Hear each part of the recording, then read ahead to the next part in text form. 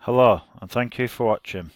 My name is Michael Duckworth, and I'm a third year student on the BA Hons Photography course at Blackburn University Centre. I am here to tell you about my project whereby I am challenging the view of the BBC Panorama programme. Back in 2012, the BBC Panorama recorded a documentary which will go on to depict the estate Shadsworth in Blackburn, where I have lived almost all my life, in a negative and poor light. This programme upset many people from around the estate, and therefore I decided that through my skills as a photographer I would document Shadsworth in a true reflection. Shadsworth is an ex-council estate which is made up of hundreds of family homes. Some are privately owned, however the majority are rented via a housing association. Before the housing association bought the houses, they belonged to the council, and therefore Shadsworth is known as a council estate. Although Shadsworth has some minor crimes, just like anywhere, the majority of families that live there are hard-working, law-abiding people. The housing association that own the homes on the estate is working with the local people to try and continually improve the area. Here you can see the £5 million hub they have built that houses all our local shops, as well as a frozen food supermarket and a brand new community centre which is situated across the entire top floor. The volunteers that run the community centre put on a variety of clubs and sessions, such as friendship groups, breakfast clubs and a number of youth clubs, plus much more. Excuse me. Unfortunately, unlike the housing association, the local council, due to cutbacks in public spending, are unable to put money into an estate like this. The image you see in front of you is no longer what it once was. This all-weather sports pitch used to provide an ideal and safe place for children of all ages to come and enjoy multiple sports. As well as the pitch, the estate has also lost most things the council once provided, like the leisure centre and the upkeep of local parks and the nature trail. From 2015 to present day, I have been photographing the residents in and around their homes. While doing this, I have learnt so much about the people that live around me, and I wish I had the time to tell you about them all. Unfortunately, I do not. Therefore, I will tell you just about a few of them. I would like to start off by telling you about Fred. Back in 2015, when all this began, Fred was one of the first people I approached, and despite myself and Fred having never spoken, we seemed to have an instant connection. In 1964, Fred moved into his council house with his wife Maureen and son Graham. Within 10 years of living in the house, Fred had taken the right to buy and became the owner of the home he still lives in today, aged 88.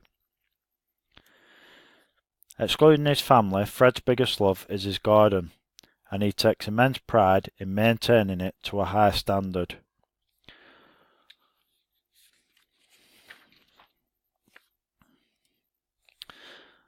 As well as his love for gardening, Fred is also a very talented man when it comes to all things DIY. Over the years, Fred has been employed in various jobs and has learned many skills along the way, including electronics, carpet fitting, paper manufacturing and aerial fitting. Along with his skills, Fred has collected a great deal of tools, and I am yet to find one that Fred does not own. Fred is a man that likes to be organised and have all of his affairs in order. He is also very conscious of the time and aims to be a good timekeeper. For example, if he has a doctor's appointment at 2:30, he will arrive at 2 to make sure he is there in plenty of time. Not only is this about time, he also does this on a social aspect so that he can chat with the people in the waiting room. Fred is not a one-off. There are many individuals just like Fred on our estate and every other. As I mentioned a short time ago, Fred is married to Maureen, but sadly she passed away 5 years ago. Fred and Maureen were childhood sweethearts and married in their teen years. Only a few short years into their marriage, Maureen became disabled and was no longer able to work. From that day till Maureen's passing, Fred was her sole carer, as well as taking care of their son Graham. Despite having a disabled wife and a young son, Fred would always go out to work to earn money, to take care of his family, and would not accept help from the benefit system, and even to this day he lives off his own personal pension. Now we move on to the Chester family. The Chester family moved into a house across from my home around 2 years ago. They had decided to move to Shadsworth from their previous home in Blackpool in order to live in a more family-orientated area. The Chester family is made up of Pauline, who is mum, grandma and wife. Then there is Alan, who is stepfather, step-grandfather and husband. There is also Leonie and Cora, who are the daughters of Pauline. Then finally we have little Sadie Ann, who is Pauline's granddaughter, who she and Alan have adopted from Pauline's older daughter, who does not live with a family.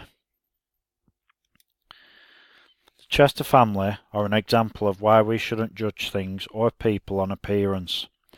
The family home may not be the most cleanest of houses or the most organised. This does not mean that Pauline and Alan aren't able to provide a safe and loving home for themselves and the children that live there. Now I bring you to the attention of one of the bedrooms of the children. Again, I would like to draw your attention to the cleanliness and the organisation of things within the room. We can clearly see that neither are to the highest of standards. However, when we take a more detailed look, what do we see? A TV, a games console, books, toys, and a ward, and even 2 pet rabbits. This child clearly wants for nothing and keeps her room in a way that she is happy with. Despite Pauline and Alan both suffering from ill health, they do all they can to give all 3 children what they like within reason. As we can see from the stacks of drinks and pizzas and assorted toys along the windowsill. If we look out through the window, we can see a caravan that is used for the family holidays. Family does not always mean having the latest gadgets or clothes or even spending lots of money. Family is about loving and taking care of one another, despite what our individual circumstances may be. Shadsworth is mainly made up of families, which means lots of young people live within the estate. Despite the lack of things for the youth to do due to council cutbacks, most of them hold strong friendships throughout their years growing up, and most continue into adulthood. Shadsworth has always been a place that holds strong community values. When we have communal areas, we often find that they are neglected due to them not belonging to any individual. However, Shadsworth has several communal areas that are used frequently and are maintained to a high standard. I believe that the people of Shadsworth appreciate these open spaces and therefore they take care of them so that they do not lose them. A friend of mine was once coming to visit me at my home. This friend had listened to me speak about Shadsworth many times and the bad reputation it holds. When he arrived at my house, he told me that he was shocked at what he had seen driving through the estate. So I asked him, what was that? He said that with everything he had been told about Shadsworth, that he expected it to be littered with rubbish all over the streets, broken fences, smashed windows and run-down buildings. However, what he found instead was nice housing that had tidy gardens and the streets were so clean. I was once asked if I would use my own family within the documentary, and I answered with no, as I don't see it as visually interesting. However, while I was working with the Chester family, Alan asked me why I wanted to use his family within my documentary. I went on to say that your family are visually appealing and have an interesting story to tell. He then laughed and said, "Okay, I just thought we was an ordinary boring family." It was then I thought to myself that if he thinks the same of his family, the way I do of my own, therefore, if I think his family are visually appealing, then maybe other people will see my family in the same way.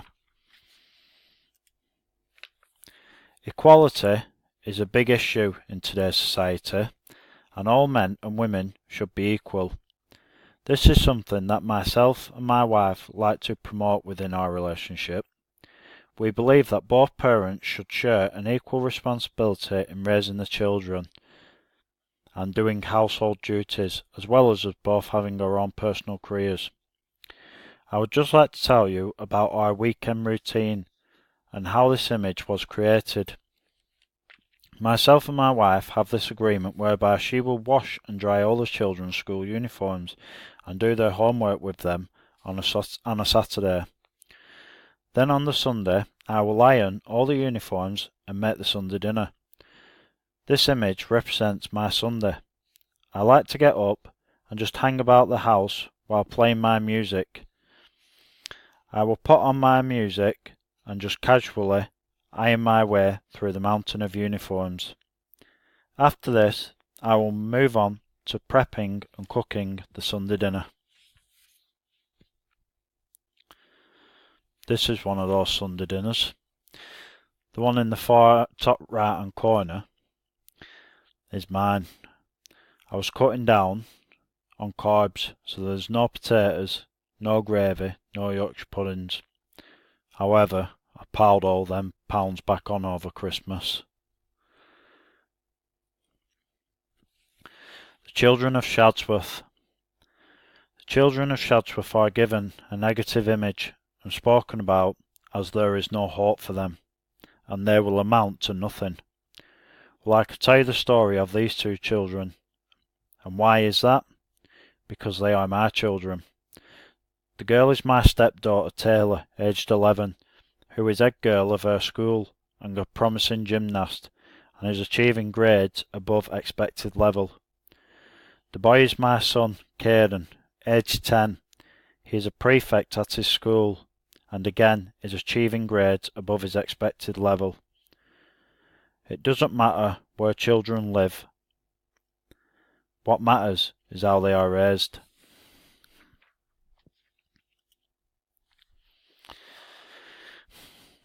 I've shown this post to a variety of people. Without telling them anything, I asked them for just a few comments. The responses I got are as followed: chav, depressing, asbo, lonely, council estate kid, and a few others. Again, this is another one of my children, my daughter, 12-year-old Caitlin. It may shock you to hear, but I was pleased to hear them comments. Why, you ask? Because I set this image up on purpose to create that sort of response. I wanted to show how easy it is to create a negative image and to get people to think in a negative manner, just like Panorama did. Caitlin has been attending school, and though she has some difficulties with learning, she is still working really hard and is an outstanding pupil. I would just like to take this opportunity to thank you to watch until the end.